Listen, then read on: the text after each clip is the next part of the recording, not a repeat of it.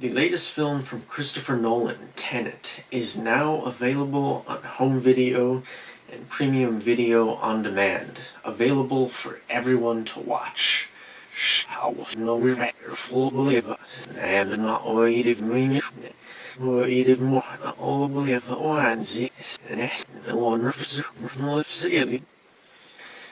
Tenet is an interesting movie because it was one of the few movies that was released in theaters this year.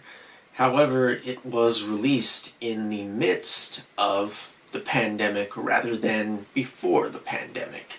Therefore, it really struggled to get a significant return in box office receipts, especially when you consider the fact that this movie had a $200 million budget. But, all of that aside, is Tenet any good? As someone who has a very high opinion of Christopher Nolan, and I think most, if not all of his films are at the very least good, what did I think of Tenet? Well,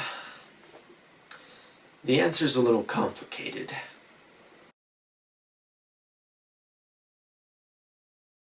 Tenet is a movie that I really struggled to form a definitive opinion on, at least after the first viewing, because it's such a dense, high-concept movie. And throughout this review, I'll be comparing it to two of other Nolan's movies, and those are Dunkirk, which was released in 2017, and Inception, which was released in 2010. And the reason for that is because I believe that these are the two movies in Nolan's filmography that are the most similar to Tenet. Tenet is a movie that caused a lot of unusual reactions for me. And what I mean by that is, when I watched this film, I was in absolute awe of the filmmaking that was going on while I was watching this movie. Everything from the direction, to the cinematography, to the acting, to the way that these scenes were staged, I was blown away. It was truly a spectacle, and I wish that I had been able to see this movie in the theater. But at the same time, I found myself incredibly indifferent and just sort of disaffected towards the characters and the overall narrative of Tenet. I struggled to care about a single thing that was happening, and I did not care about a single person in the movie. John David Washington plays the lead character in this movie, and his name is the protagonist. I know there have been many jokes made about that already, but the problem is, the protagonist doesn't really give us a reason to root for him. We don't know anything about this guy. We don't know what motivates him. We don't know what he's afraid of. We don't know who he is as a person. And as a result, that makes it really hard to root for him as a character, and to a larger extent, it makes it difficult for us to become invested in the stakes of the movie, which is really strange because the stakes in the movie are very much larger than life. And this problem isn't just restricted to the protagonist. It is something that permeates throughout the entire movie. Robert Pattinson's character Neil is very much of the same. We don't know much about him other than the fact that his name is Neil. It doesn't go much further than that. Elizabeth Debicki plays a character named Kat, and she is the estranged wife of the antagonist of this movie, Andre Sator, who is played by Kenneth Branagh. And Elizabeth Debicki is great in the role. She is. She's giving it her all, and you can tell that people in this movie came to play. Robert Pattinson, Elizabeth Debicki, and Aaron Taylor Johnson all deliver really incredible performances. And I think, it's hard to appreciate just how good they actually are in this movie, considering how little they had to work with on the page. They elevated these characters quite a bit. The fact that I enjoyed the performances at all is a testament to the craft of the actors in this movie. And speaking of the actors in this movie, as I said, Kenneth Branagh plays the antagonist Andrei Sator, who is a Russian arms dealer. And Branagh is very big in the movie, for lack of a better word. I wouldn't say that he's completely over the top in the traditional sense that we might think of a performance when we say it's over the top. But he's big when you consider that every other performance in this movie is very restrained. And it's something that really sticks out. And if you buy into it, it really works for you. But if you don't, then that just makes it even more difficult to really become invested in anything that's happening on screen. And that was really what I struggled with throughout the movie. This is a very high concept movie. Tenet introduces the idea of inversion, which is basically the entropy of an object has been inverted. So there will be things that are moving backwards in time and things that are moving forwards in time. The things that are inverted are what move backwards. And Nolan does a good job of introducing this concept very early on in the film, but what I think the movie struggles to really give us is a definitive understanding of how the physics in this movie work. And when I say that, I don't mean that I want a long exposition. I don't mean that I want a long exposition dump. I certainly don't. Because there's plenty of that, believe me. This movie makes Nolan's flaws as a filmmaker very, very apparent. More so than ever, I would say. Because there is some goofy, heightened dialogue in this movie that would make late-era Michael Mann jealous. There is a lot of expositional dialogue that tries to explain the concept of the film and the way that the physics of inversion works, but at the same time there's little tongue-in-cheek nods like, don't try to understand it, just feel it. And this is the approach that I tried to take when I watched the film on a subsequent viewing. On repeated viewings, I tried to become immersed in the experience rather than trying to engage with the narrative and the characters, and that helped somewhat. But it didn't change my opinion of the movie as a whole. Tenet really keeps the audience at an emotional arm's length, and for whatever reason, it just makes it really hard to fully appreciate the movie. Because one thing I can say is that this is not a bad film at all. But it's not a great one either. And the reason it's not a bad film is because you objectively cannot say that. It's incredibly well made. The direction is fantastic. The cinematography is beautiful. This might be one of the best looking movies I've ever seen. It has such a naturalistic look to it, and the scale is just amazing. It's unlike anything I've ever seen before. Hoyt van Hoytema really did a great job photographing this movie, and hats off to him and Christopher Nolan, because this really is aesthetically a very pleasing movie.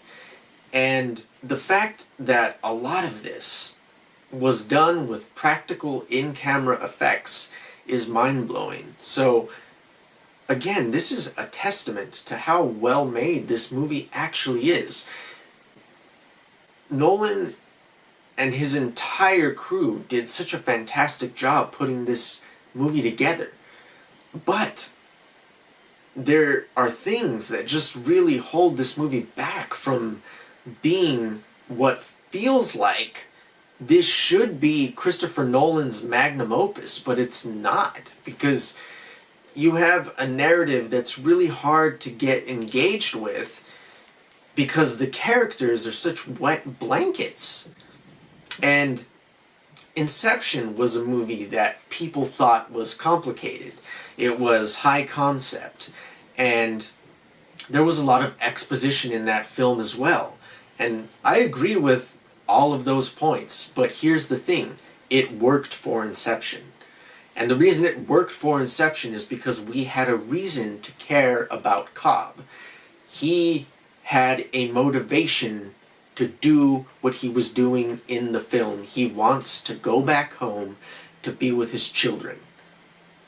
That's an emotional connection. Whether or not it resonates with you completely will obviously differ from person to person, but it is an emotional connection to the main character nonetheless. And then of course we have other side characters such as Ariadne, played by Ellen Page, and Joseph Gordon-Levitt's character, who are likable. They are easy to care about as well. And as far as the exposition in Inception, that's a high concept movie. There's a lot of exposition in that film. But here's the thing. Inception delivers its exposition in a way that not only makes narrative sense, but it's more so a setup so that the rest of the movie can pay off.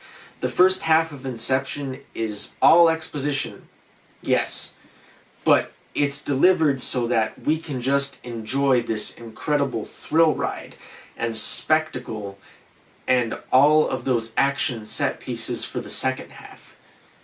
That's not really what happens in Tenet. The exposition is here to try and explain the physics and the concept of this movie, but then it also tries to tell you, don't really try to understand it, just go with it.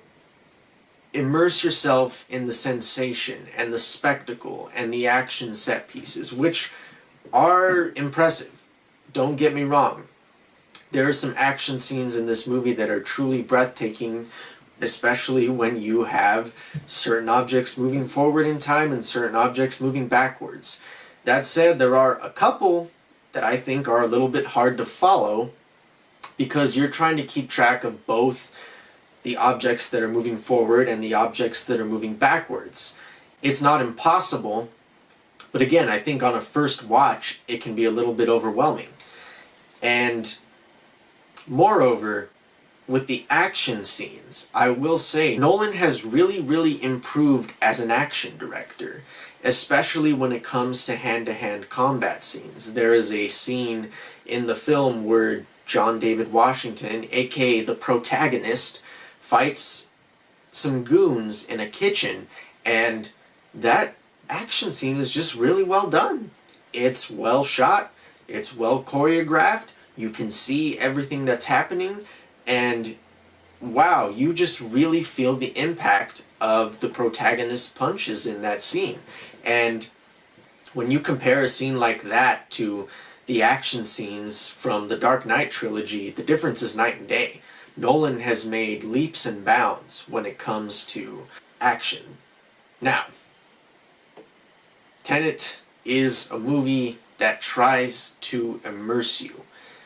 And maybe the point of Tenet is you're not really supposed to have a strong emotional connection to the characters. Maybe it's like Dunkirk, because there were some criticisms levied against Dunkirk that were pretty similar.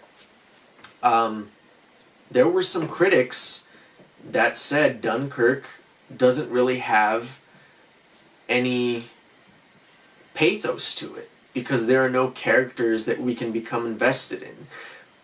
But I think Dunkirk worked, and I think Dunkirk is actually one of Christopher Nolan's better films because the immersion is present in that movie. You are the main character of Dunkirk, and that's made abundantly clear through the filmmaking. That's not really present in Tenet. So I'm not really sure where the disconnect is.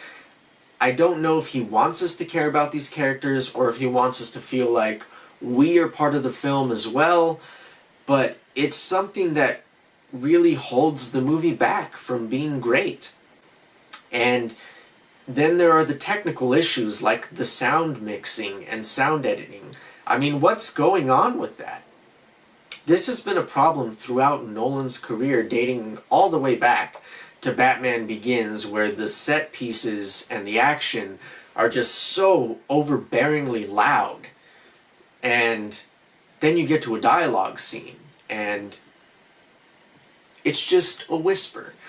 And a big problem with the dialogue scenes is a lot of the time in Tenet, when there's dialogue scenes, either the score is overpowering the dialogue so it makes it a little muddled.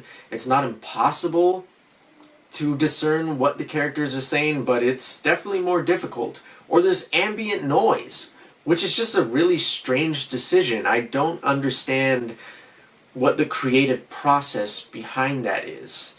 And then there are some weird editing choices with the movie because it does this thing where it tries to keep the momentum of the movie going, and characters will be having a conversation and the location just changes because it's trying to keep you invested. It's trying to make the movie interesting. And I really wish that wasn't the case, because I think some of these scenes just need to breathe. The camera moves a lot in this movie, and there's a strong sense of forward momentum, but I really wish at certain points in Tenet that Nolan would just take a step back and let the movie breathe, let these characters interact with each other, because then maybe we might have a little bit better of a chance to connect with them or care about them. Let the film breathe, slow it down. Some of the editing choices are strange because some of the cuts are very quick and very jarring, and the first instance of this happens in the first 10 minutes or so of the film. The prologue contains some really strange editing choices that can honestly kind of confuse the audience. But I will say that when the famous Nolan crosscut is used effectively in this movie, it is absolutely perfect. It works to perfection. Tenet is a movie that prioritizes concept above all else. Christopher Nolan has essentially come up with a new way to film action scenes. But it doesn't matter if those scenes don't mean anything to us. Tenet is ultimately a movie that boasts such incredible filmmaking that it's hard not to admire the craft and sheer bravura that's going on. But because it lacks meaningful characters or an interesting narrative, it ultimately leaves the movie feeling hollow, and that's really disappointing. This movie feels like a weird Frankenstein combination of art house surrealism and a Michael Bay blockbuster. It's really hard to, I think, effectively get where this movie wanted to go, because in the end, I'm not sure what Tenet tried to do, to be completely honest with you. You know, there are some great things about this movie. As I said, on the technical side, it's brilliant. The direction, the cinematography, some of the editing, the score is fantastic, especially in the opening sequence. I mean, it is really quite something. The way Nolan stages these scenes it's awesome. But then there's the exposition, the weird philosophical musings about free will and predetermination that just seems kind of pretentious. And make no mistake, Christopher Nolan is ultimately the star of Tenet, and I think that is its biggest flaw. Because I think This is what happens when a studio does not say no to a director. You get a movie like Tenet. And ultimately, it did not work for me. That said, I would recommend Tenet. If you are a fan of Christopher Nolan, watch this movie. If you are a fan of movies, watch this movie, because it is truly impressive from a filmmaking standpoint. Now, I know there are going to be people that disagree with me, and if you do, feel free to tell me why I'm wrong in the comment section below, because I would like to hear why Tenet worked for you. I would like to hear your slant on this. You know, if you have a certain analysis of the movie, hit me with it, please, by all means. I would love to hear it. This is a strange movie.